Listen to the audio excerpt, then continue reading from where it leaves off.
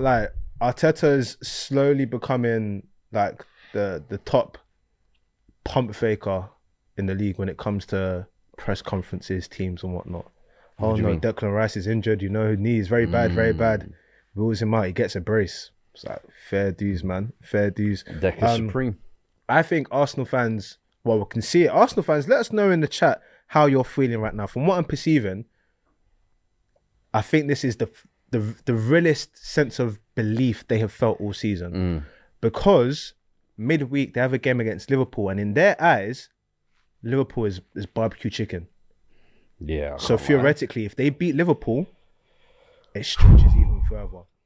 This is the most joyful they felt in a long time. Yeah. And I think last week, 2 weeks ago, we were saying, don't panic. You just need to handle business now. Declan Rice, that is what you call a performance. The reason I find that performance intriguing is because I kind of thought he was doing something that I expected someone in their team to do, which is Eze. Those arriving at the edge of the box finishes is what you... Wait, hold on. How you feel? This guy's so childish. 4 weeks ago, this is what man was doing in my studio. 4 weeks ago. You know what's happened since then 4 weeks? 4 DMPs. 4 DMPs. Hey, I don't even want to talk about him. He's not even worth my energy. That's small fry. Let's talk about greatness today.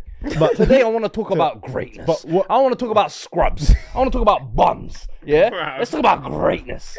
Declan Rice.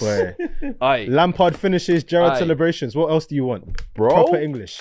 You know what? I saw your Instagram video. Yeah. Please repeat what you said on there, because I thought you made a great point that is a little bit ahead of the curve, but I think is that all I said is, look, I feel like you're seeing a Premier League legend being formed, right, in front of us. And a lot of times when you say big things like that, people are like, oh, you know, calm down. And when I said I feel like he's like a modern Roy Keane. Now, I'm not saying he's Roy Keane. Roy Keane has won so much, and people are just going to point to that. But what I'm talking about is his level of leadership, his level of his character. You know, Roy Keane did score goals, by the way. You can check it out. He scored goals. Was it 50? But You said 50, 55 goals.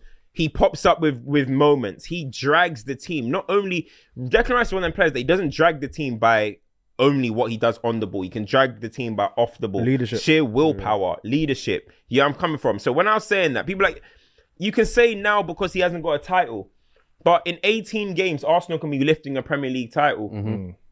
Bro, I saw you guys put Jordan Henderson in conversations he never belonged in. Why is it a problem for Declan Rice? And I'm not even saying he is Roy Keane. I'm saying he's shaping in that mode.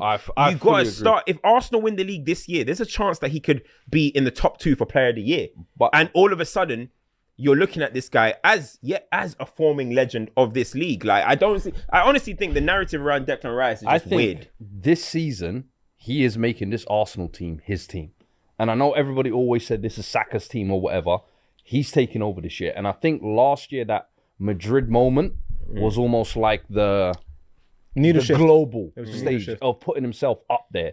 The consistency he's played with this year, the quality. I think the Roy Keane comparison, I'll be honest with you, as soon as I heard it, I was like, everyone's saying Gerrard. Why has nobody said that? But that's the one I always hear. But the thing is, Gerrard or whatever. And I'm like, back to the Roy Keane one, I think is just actually so close in terms of defensively what they do. How they get up and down. They can both play the 6, they can both play the 8 in terms of leadership, character, but they pop up with the odd crucial goal when it's needed. A la Roy Keane semi-final, was it 99? Bro, he is capable of that. And I think what you said there in terms of legend in the making as well is he's going to be in this Arsenal team for a while, bro. He's going to be here. If they go on to win stuff. He's going to be a staple of it. Do you remember a year or two ago, you were talking about the bus drivers and bus riders?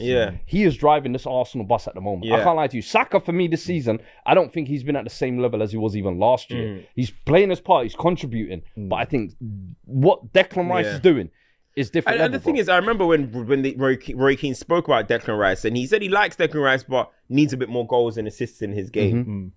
Answered. He's doing it. Answered. But a few weeks ago, we spoke about how it's funny because it links to the manager conversation we're having, saying that football's become so complicated. Where are the players that are century midfielders? And we said Declan Rice is someone that goes forwards and backwards when we were given an example, right?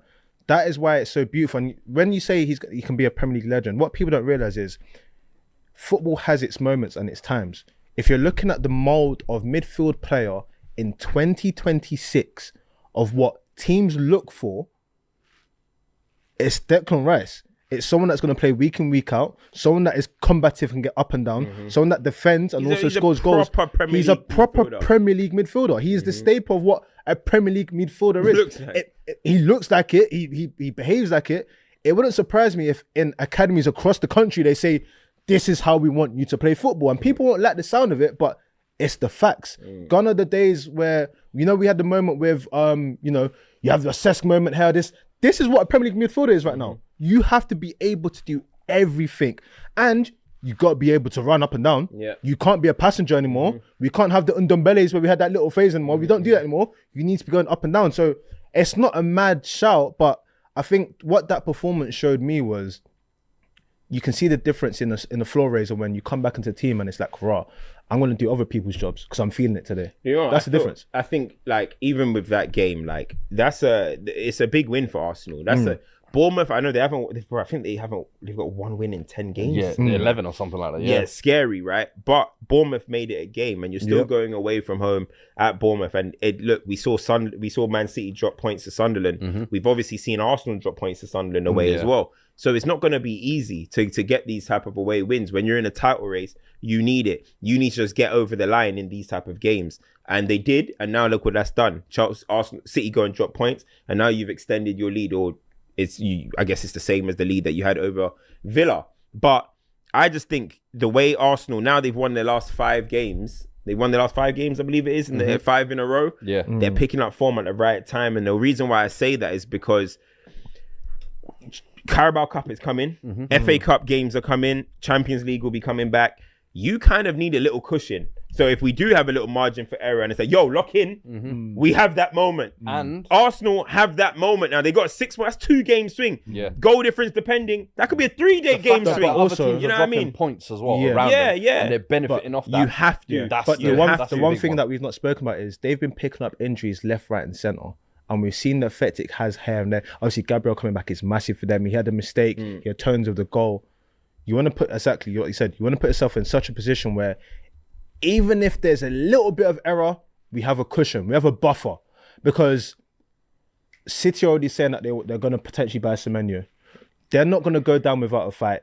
Harlem might kick into second gear. There's still a title contend to happen. But if you go and beat Liverpool and you put the pressure on City again to respond and they don't respond,